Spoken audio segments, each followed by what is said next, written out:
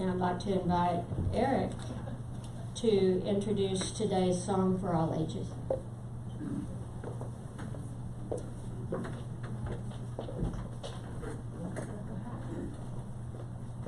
As Sandy read in the call to worship, let us wake up. Please feel free to stand and participate as body and soul are willing and able. And keep in mind I have a hurt shoulder. Wake up, wake up, wake up. Wake up, wake up, wake up, wake up.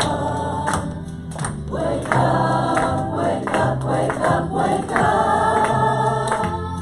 Wake up, wake up, wake up, wake up. Open eyes, open eyes, open eyes, open eyes. Open eyes, open eyes, open eyes, open eyes. Open up, wake up, wake up, wake up. Open eyes, open eyes, open eyes, open eyes. Stretch arms, stretch arms, stretch arms, stretch arms. Stretch arms, stretch arms, stretch arms, stretch arms. Wake up, wake up, wake up, wake up. Stretch arms, stretch arms, stretch arms, stretch arms. Stretch feet, stretch feet, stretch feet, stretch feet. Stretch feet, stretch feet, stretch feet, stretch feet. Wake up, open eyes and stretch your arms. Stretch feet, stretch feet, stretch feet, stretch feet. Stretch hands and toes and hands and toes. And hands and toes and hands and toes. Wake up and stretch your arms and feet. Stretch hands and toes and hands and toes. Wake up and play with all your toys. Wake up, wake up, wake up, wake up. And play with all the girls and boys. Wake up, wake up, wake up, wake up. Wake up, wake up, wake up, wake up. Wake up and see the sun shining. And listen to all the things outside. Wake up, wake up, wake up, wake up.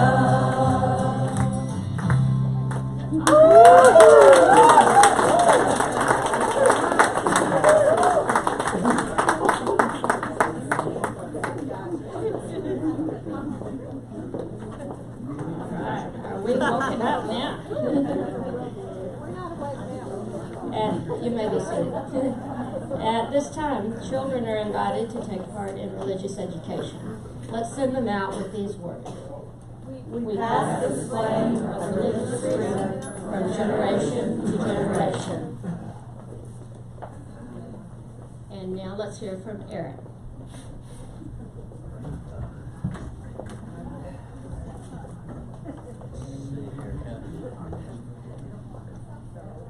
All right. Thank you. America, you've got a heart so big. I just want to read some lyrics from the late and great Tom Petty. Some days are diamonds, some days are rocks. Some doors are open, some roads are blocked. Sundowns are golden, then fade away. And if I never do nothing, I'll get you back someday. Because you got a heart so big, you could crush this town. And I can't hold out forever. Even walls fall down. And all around your island, there's a barricade. Keeps out the danger. It holds in the pain. And sometimes you're happy, sometimes you cry. But half of me is ocean, half of me is sky. And some things are over, some things go on. And part of me you carry, part of me is gone. But you've got a heart so big it could crush this town. And I can't hold out forever. Even walls fall down. Even walls fall down.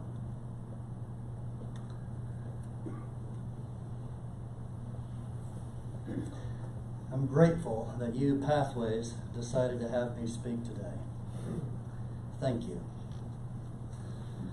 When I agreed a while back to do a sermon on February 17th, I did not realize how much work went on behind the scenes.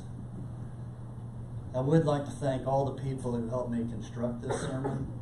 I want to thank Alec for his technical support, Nancy for coordinating the choir, and Sandy for really just being a beautiful compass at Pathways. I appreciate her kindness and I appreciate her support. So today we're going to talk about the Tower of Babel. We've heard a little from Tom Petty already. And the goal of world community. In an oversimplified view of world history, I suppose it comes down to the following choice.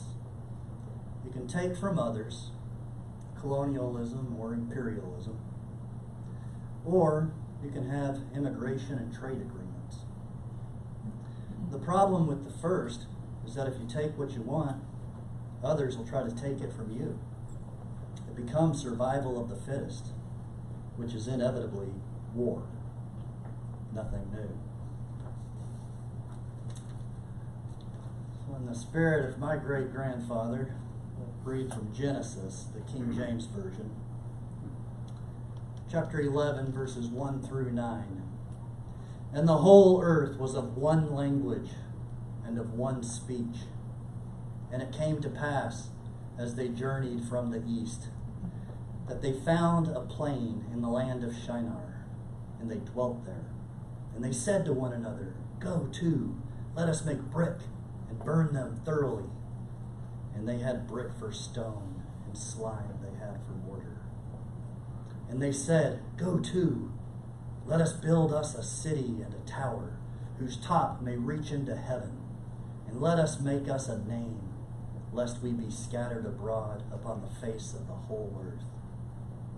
And the Lord said, Behold, the people is one, and they have all one language. And this they begin to do, and now nothing will be restrained from them, which they have imagined to do. Go to, let us go down there, and confound their language, that they may not understand one another's speech. So the Lord scattered them abroad, and hence upon the face of all the earth, and that they left off to build a city. Therefore is the name of it called Babel, because the Lord did there confound the language of all the earth.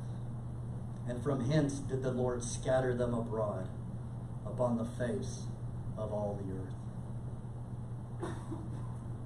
My great-grandfather was a West Texas Baptist preacher. There's no doubt that he read from King James. But perhaps there's another way to consider the story. So before Moses wrote the story of the Tower of Babel, I suppose a nomadic Hebrew shepherd wandered into the city of Babylon in the Mesopotamia region between the Tigris and Euphrates rivers. The city, an urban-dwelling, cosmopolitan area of the ancient world, was a hub of international trade from all the regions of antiquity. The shepherd noticed people's speaking and uttering sounds in which he was unfamiliar. It would become known as Babel, or, as the preferred term for linguist, foreign languages. He spotted a tall building, a skyscraper in antiquity. He found a fellow Hebrew speaker and asked, "What is that?" A ziggurat. A what? A ziggurat. What's it for? For the high priest to communicate with Marduk. Marduk what? Marduk. Later, when the story was relayed to Moses, after the burning bush revealed itself as Yahweh, known to Abraham and Isaac as El Shaddai, Moses concluded, oh, that's why folks speak different languages. They tried to build a tower to God. The point, of course, is not to argue and bicker about Yahweh, Marduk, or even El Shaddai, nor is it really about a tower. The point is that the city of Babel, or Babylon, was a hub of multiple languages and international trade long before words were written in Hebrew. The story served as an explanation of an observation. People, who are we? In my search to answer this question, I decided to go back to, who am I? Where am I from? Of what group am I a member? My great-grandfather, Walter Copeland, as I mentioned earlier, was a Baptist preacher in small communities outside of Abilene, Texas. He was fond of saying, if you can't eat it, you shouldn't grow it. He was a hard man in a hard land. During the Great Depression and Dust Bowl, he preached for chickens and grew cabbage. In the early years, he did not have a fixed salary. Back when photographs were expensive, these are a couple of the rare photographs of my great-grandfather. He was proud of his shotgun. His favorite pastime was fishing in surrounding tanks and playa lakes. He often said he did his best thinking while sitting on the bank waiting for fish to bite. He used to drink 1 Dr. Pepper a day, and he enjoyed rocking in a cane chair during the cooler parts of the day. His eldest son, Scarborough, my grandfather, was to be the next Baptist preacher. This is a picture of an old West Texas church. The film is not damaged. That's dust on the horizon. Scarborough, my grandfather, would not be a Baptist preacher. With global economic depression in the United States and throughout Europe, the Treaty of Versailles, you know, the treaty to end the Great War and all wars, shattered. People voted and authoritarians rose to power. With trade and currency wars as a prelude, the sparks of conflagration combusted into the deadliest war. Armed with his U.S. government-issued Bible and a degree from Texas A&M University, my grandfather, like most in his generation, went to war. With the stories of the Dust Bowl, Great Depression, and general knowledge of the Second World War, my interest in history as a young man grew. Then I discovered a West Texas folk singer who sang songs of an era, his guitar a weapon in war, in a war of bullets and bombs. It really inspired me.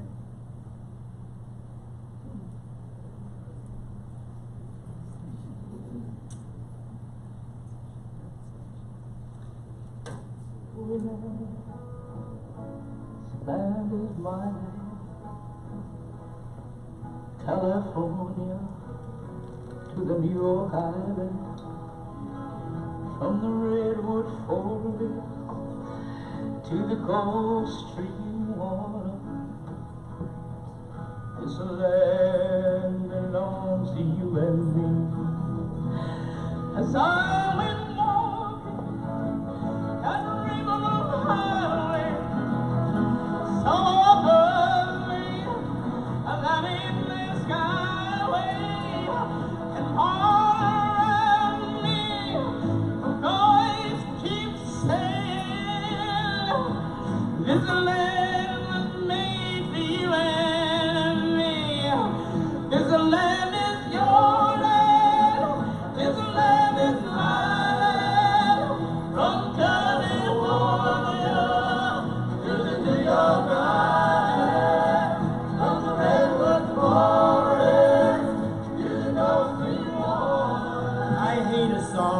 you think that you're not any good. I hate a song makes you think you're just born to lose, bound to lose, no good to nobody, no good for nothing. Because you're either too old or too young or too fat or too thin or too ugly or too this or too that. Songs that run you down or songs that poke fun at you on account of your bad luck or your hard traveling. I am out to fight those kind of songs to my very last breath of air and my last drop of blood. I'm out to sing songs that will prove to you that this is your world and that it has hit you pretty hard and knocked you down. For a dozen loops, no matter how hard it's run you down and rolled over you, no matter what color, what size you are, how you're built, I am out to sing the songs that will make you take pride in yourself. As I went walking, I saw a sign there, and on the sign it said no trespassing. But on the other side, it didn't say nothing. That side was made you and me. Your land, this land is my land. From California to the New York Island, from the Redwood Forest to the Gulf Stream water.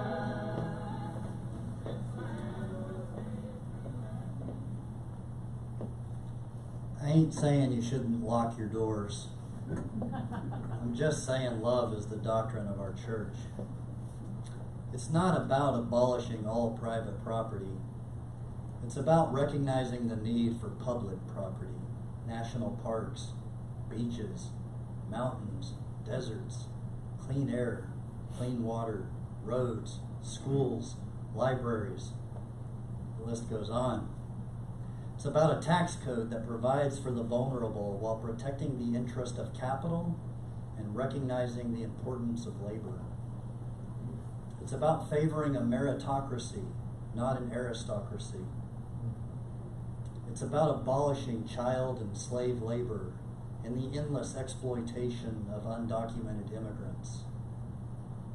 It's about love and letting the spark of human dignity light a torch to guide us out of the dark.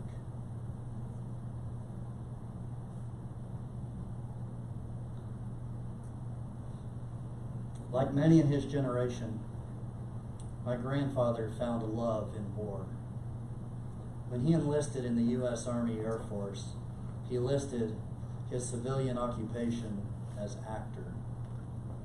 The young actor in uniform met a Catholic daughter of a Croatian immigrant who worked in a steel mill in Pueblo, Colorado, where my grandfather was stationed with the 410th Bomb Squadron. The son of a Baptist preacher married the immigrant's daughter on April 10th, 1943, and then soon after deployed overseas. He would become a ground officer in the 8th Army Air Force. He gave up Texas, and they agreed not to let the Catholic Baptist divide discourage love. With the experience of war, he left a legacy of a Baptist preacher for his youngest brother. My grandfather retired as a counselor for the state hospital in Pueblo, Colorado. In 2003, when he was diagnosed with cancer and given about 30 days to live, I flew to Colorado. It had been a while since my last visit. Life got in the way. I asked him, "Grandpa, before you die, I would like to know, what are you most proud of? What is your best memory? And what is your biggest regret?" He began to tell me about his best memory, but then decided better not to tell a grandson when the story began with a bottle of Jameson in 1944. But he did tell me about his biggest regret. While a ground officer stationed in England during the Second World War, he was assigned to a B-17 Flying Fortress squadron. A couple of young gunners broke into the chow hall and stole a large can of tomato juice. Back then, they thought tomato juice could sober you up. My grandfather, a young lieutenant in charge of the chow hall, acted like most young lieutenants and scolded the enlisted gunners and assured them he would begin discipline proceedings the following day when they returned. The tomato juice was the property of the United States government. Of course, they did not return the next day. Their B-17 was shot down over enemy skies. After pausing for a minute, my grandfather said, "I guess when I get to heaven, I'll have to find those boys and apologize. Then I'll go find my dad." My grandfather was a man of compassion, a ground officer in a unit where many did not return.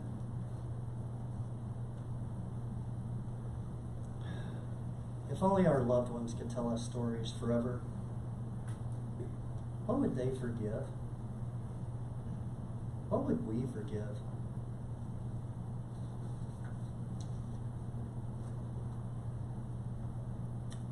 From Matthew. Our Father which art in heaven, hallowed be thy name. Thy kingdom come, thy will be done on earth as it is in heaven. Give us this day our daily bread, and forgive our debts as we forgive our debtors. And lead us not into temptation, but deliver us from evil. For thine is the kingdom, and the power, and the glory forever. Amen. In the Revised Standard Version Catholic edition, the Lord's Prayer reads, "Forgive us our trespasses, as we forgive them that trespass." As a child, I memorized the Catholic version in a Baptist church. Oh well, either forgive debt or forgive trespass.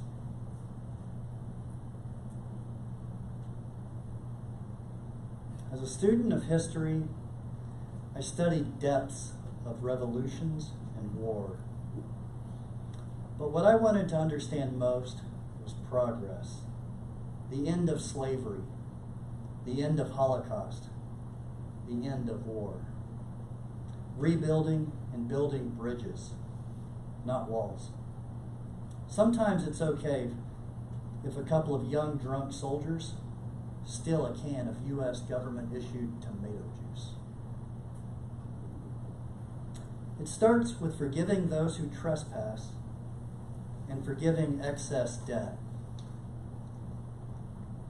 Those who know me well know that I'm a historian. Often I will ask, "Would you like to hear the history of ... And my good friends, they always reply, "No." It makes for a better friendship. So here I am today to talk about history. My thesis was the macroeconomic debates between the First and Second World Wars, and specifically the creation of the World Bank, Marshall Plan, and the origin of the Cold War. You know, small talk. I was asked to deliver a sermon on the goal of world community, which is a vast conversation in post-war Reconstruction. In the spirit of February, Black History Month, and because it's a subject of grace, I want to spend a few moments of your time to discuss Cold War civil rights, which I hope will inspire a new way of thinking about how to solve a persistent conflict in race relations.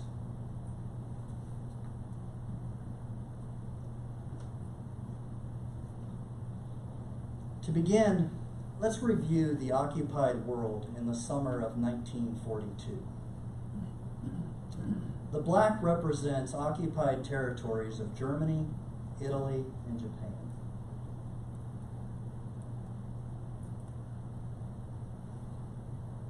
The blue represents occupied territories of allies without Russia, and the red represents Russia.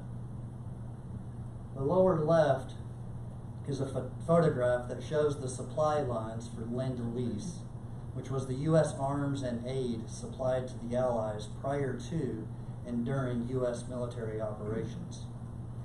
The width of the lines denote the quantity of supplies. What I want to focus on are the supply routes to Russia,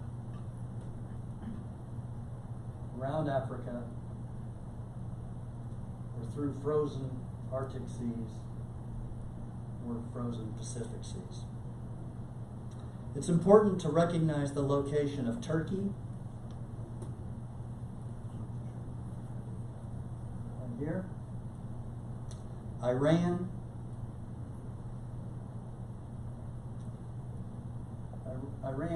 Iraq, Syria, Palestine, which is now Israel,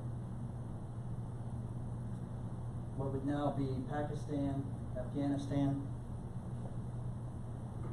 These areas are critical for Russian supply lines and movements of the Russian fleet from the Black Sea. During the war, the United States had to aid Russia through the Middle East because of Axis occupation and frozen waters in the Arctic and Northern Pacific. It was in the interest of England and the United States to keep the Germans occupied on the Eastern Front.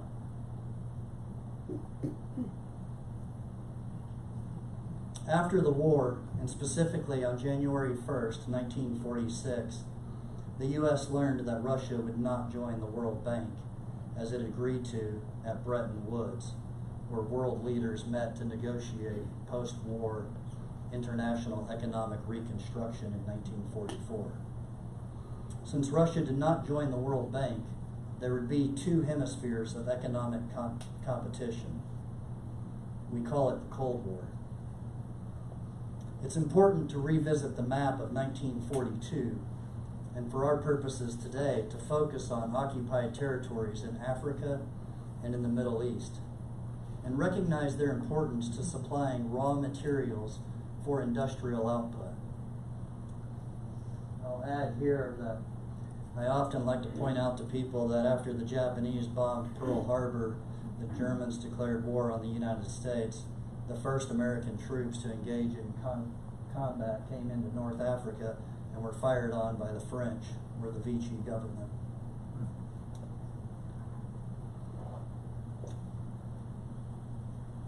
Cold War civil rights.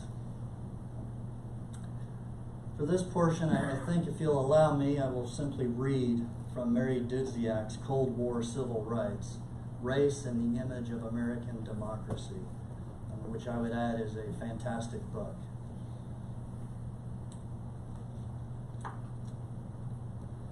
The focus of American foreign policy was to promote democracy and to contain communism. But the international focus on U.S. racial problems meant that the image of American democracy was tarnished. The apparent contradictions between American political ideology and American practices led to particular foreign relations problems with countries in Asia, Africa, and Latin America. The Soviet Union capitalized on this weakness, using the race issue prominently in anti-American propaganda. U.S. government officials realized that their ability to promote democracy among peoples of color around the world was seriously hampered by continuing racial injustices at home. The need to address international criticism gave the federal government an incentive to promote social change at home.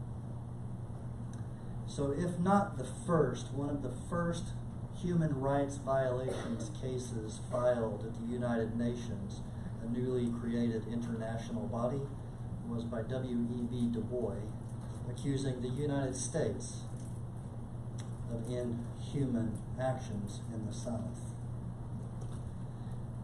In the last 2 weeks of the Truman administration, they issued a friend of the court briefing asking the court to consolidate segregation cases and, in the interest of national security, rule segregation unconstitutional. It was a little bit awkward after the U.S. government had encouraged through Capra's propaganda film minorities, specifically blacks, to enlist in the military and then have occupying forces in Africa and Germany with the segregated military. So Truman, by executive order, desegregated the military in 1948. I would like to point out that this is the Chicago Defender. The headline right below, in reaction to Truman's segregation actions in the military, a posse was bent on lynching, searches in the woods for prey. It was 1948. It's when, as we now know, the Democratic Party was split.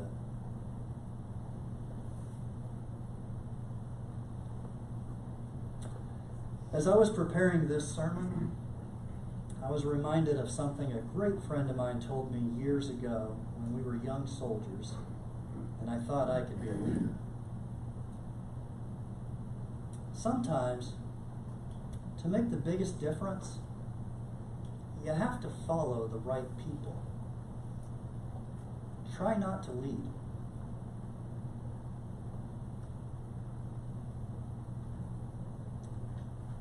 Whose call will we heed as Unitarian Universalist?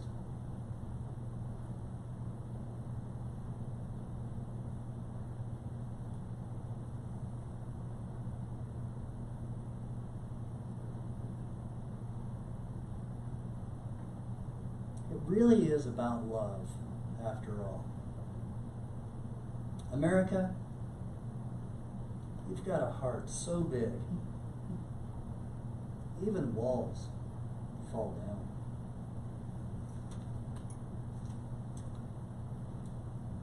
Thank you.